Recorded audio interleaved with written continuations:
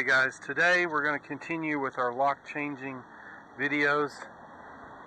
When I purchased this Bronco 2, it just had an ignition key, no door lock keys, and so I've not been able to lock this door.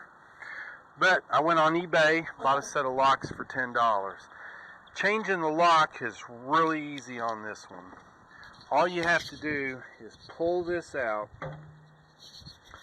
and your lock will pop right out, and instead of changing where the pawl attaches to the rod, I just change the back, take the C-clip off, leave the pawl attached to the rod, and attach the pawl to the new lock and replace the C-clip. And it's that simple. Wouldn't take you 3 or 4 minutes to do it. But while we have it apart, I'm going to go ahead and take this door panel off, and we're going to lube everything up really good. If it's stiff at all, raising it back up, we're going to put lithium grease in the track that goes up and down. Then we're going to spray silicone all over here, and we're going to oil up everything in here really good while we have it apart. So to take it apart, it's pretty easy. There's just 3 screws on the door handle, 3 screws right there, screw right there on the crank. I do like my crank to be completely this way when it's all the way up, and a screw there, and then it comes off, and then the rest is just clips that push in right like that, and I try and repair the ones I can when we get the door panel off. The next thing, the hardest thing about taking this off, is the door panel slides in. There's a metal, I don't know what, a trim piece that goes in through here, and this slides in there. I do like to open the window just a little bit, or open the, I didn't realize this the other day, somebody called this the smoker's vent. I always just call it a side vent. But anyways, you have to slide this in right there. So let's get at it. It did come with a new clip, but I found this clip isn't long enough to attach the lock. Also a new rubber seal that goes around the outside, but I found with the new one I can't get enough force to slide this in, so I left it off on the other one. And what I did was I just popped this clip off and left the pawl attached to the factory one, and just reinstalled it here and put the clip on. The tools I use to remove this door panel is one of those clip removers. Everyone needs one of these. I know in the van I needed that to pull the thing out. And a 9/32 socket on a long 1/4 inch extension and a ratchet, and a Phillips screwdriver. And this comes in handy for this, to reassemble in this groove right here. Phillips screwdriver, and removing the simple Phillips screwdriver, remove this screw. There is a little Teflon plate that flew over there, don't lose that. Remove this. I do know everything I work on this van is way over, not van, Bronco, everything is way over tightened. I don't know who the idiot that was that worked on this thing before I did. Even when I got it, it had 3 or 4 broken lug nuts. Somebody was over tightening the lug nuts. Alright, there's 3 little bolts up in here. Have to go at it from about a 40-degree angle to stay on the heads. Once again, there's no reason for this thing to be this tight.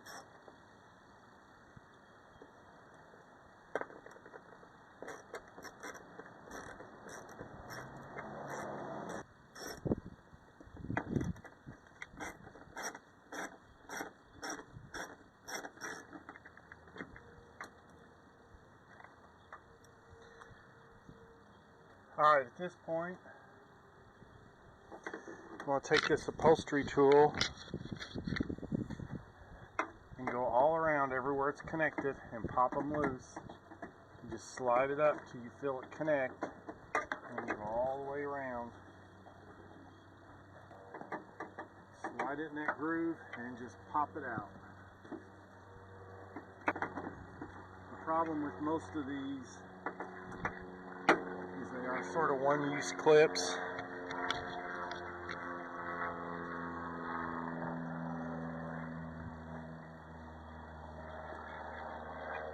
I almost ruin them popping them out. Okay, at this point you want to grab a hold of this and raise it up to where it's going to clear the door handle, and you want to grab it up at the top and wiggle it back and forth, and the whole thing will just pop right out. Just like that. This is a little Teflon, I don't know what you'd call thrust washer, I don't know, to keep it from wearing and catching on the inside. At this point, you want to carefully remove this, trying not to tear anything up.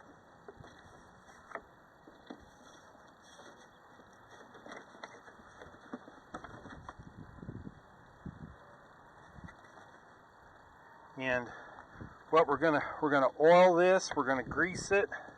In the quadrant, we're gonna put lithium grease on the quadrant. We're gonna oil this really good in there, and we're gonna spray down all the locking mechanisms, everything with oil. But the biggest thing that helps is this track down in here. You're gonna fill that with lithium, white lithium grease.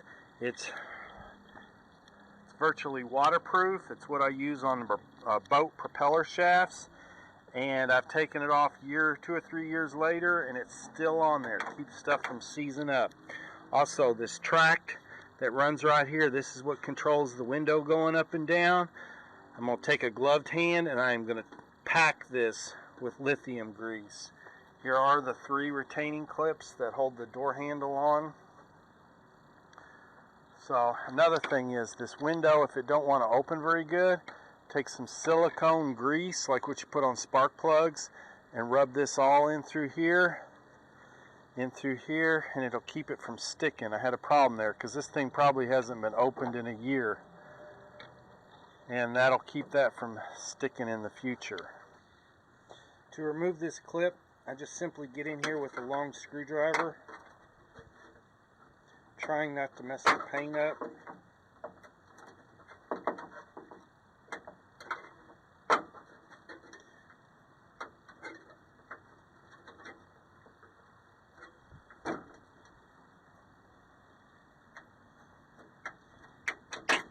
As you can see, this one is much longer than the one that came with the lock. We are going to coat this in lithium, or spray it down with oil. What makes it difficult, you'll see there's 2 little clips right here. When it locks into place, it holds it in place. So then the lock,